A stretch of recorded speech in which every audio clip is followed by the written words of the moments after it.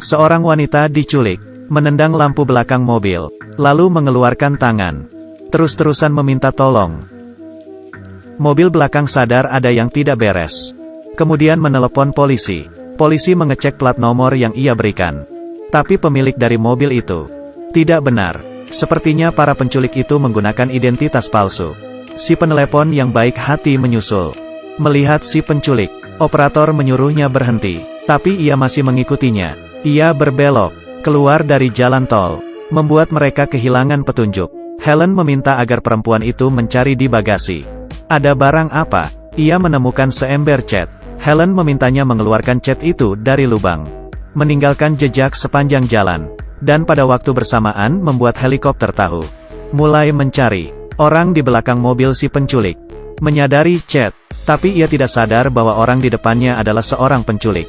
Dan memberitahunya soal cat yang bocor di bagasi. Si penculik panik, dan keluar jalur. Ia membuka bagasi, berniat menyetrum si wanita lagi. Kali ini ada seorang yang lewat.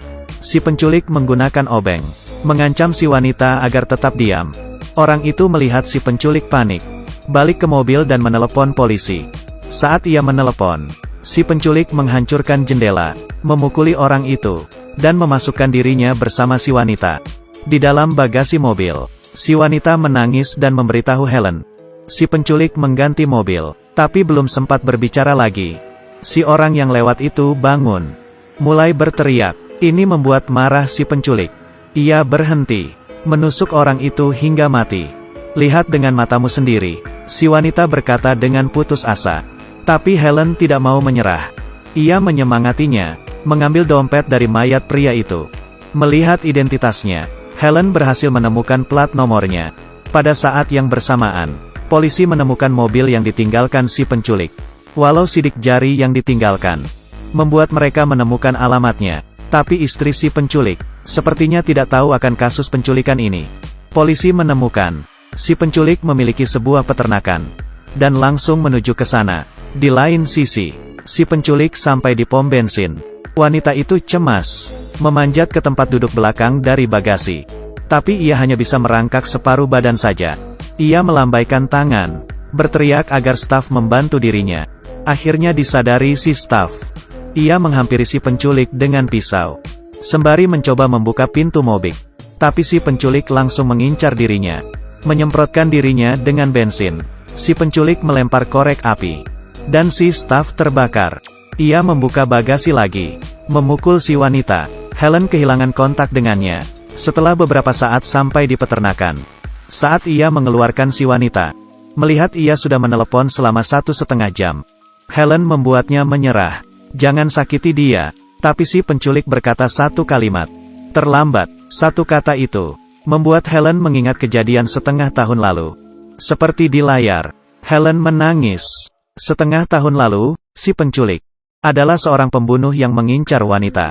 Sorenya, polisi tiba di peternakan. Mereka mencari beberapa kali, tapi tidak menemukan jejak apa-apa. Si pembunuh gila menaruh wanita itu di meja operasi, membawa tabung oksigen, dan membuka baju, membuka sepatu, memutar lagu. Ia mulai mencuci kepala wanita itu. Di saat yang bersamaan Helen datang ke rumah si pembunuh. Dengan hati-hati, mencari, menemukan basemen tersembunyi. Ia ingin memanggil polisi, tapi handphonenya malah terjatuh. Di basemen tidak ada sinyal. Demi menyelamatkan wanita itu, Helen pelan-pelan menuruni tangga masuk. Dengan hati-hati mencari di ruangan, si pembunuh muncul. Helen langsung bersembunyi. Si pembunuh juga hilang. Ada darah di mana-mana. Helen bersembunyi di lemari dan tidak berani keluar. Melalui celah, ia melihat si pembunuh mengambil wig, menciumnya. Kali ini Helen sangat ketakutan. Itu bukan rambut palsu, tapi rambut orang sungguhan. Ternyata ia membunuh kakaknya. Dulu memiliki rambut pirang yang cantik. Kemudian tidak lama ia meninggal. Dan itu membuatnya mulai jadi pembunuh.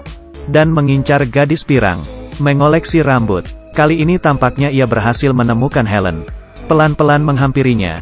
Helen bernapas. Untungnya si pembunuh hanya mengambil baju saja, menciumnya dan kemudian pergi. Ia kembali ke ruangan operasi tadi, mengambil pisau kecil, bersiap memotong kulit kepala si wanita. Sebagai koleksi baru. Dalam kejadian itu, Helen diam-diam menghampiri si pembunuh. Menghajarnya. Ketika ia memukulnya, si pembunuh langsung bangun, mendorong Helen ke kolam, berencana membuatnya mati tenggelam. Si wanita memukul si pembunuh tepat waktu. Sekarang mereka berdua berlari, tidak terkejar. Tiba-tiba si pembunuh berteriak, "Sekali lagi kamu lolos dariku." Helen menendangnya. Mereka akhirnya aman. Helen yang kaget mengeluarkan handphone, berencana memanggil polisi. Si wanita menghentikannya. Helen tahu apa yang harus dilakukan. Mereka mengikat si pembunuh dan menaruhnya di ruangan rahasia, berencana membuatnya jera. Muka si pembunuh akhirnya menunjukkan rasa takut. Ia meminta ampun. Tapi Helen menengok, berkata dengan dingin, "Sudah terlambat."